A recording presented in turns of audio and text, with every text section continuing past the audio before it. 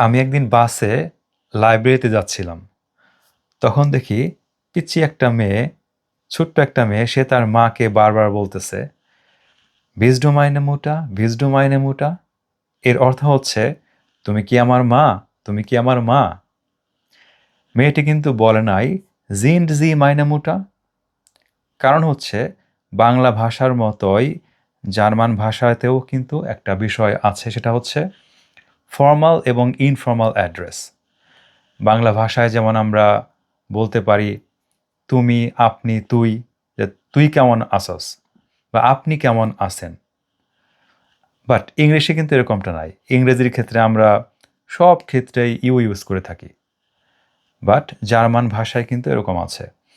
German ভাষায় formal address একরকম, informal address আরেক রকম।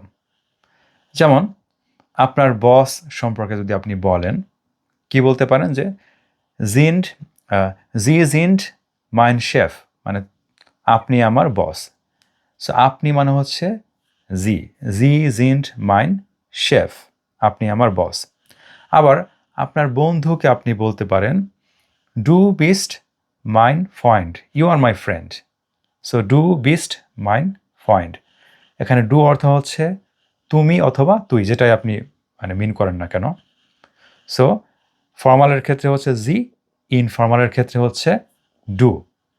আমরা ফর্মাল সিচুয়েশনে ইউজ করে থাকি জি, ইনফর্মাল কেসে বা ইনফর্মাল সিচুয়েশনে আমরা ইউজ করে থাকি ডু।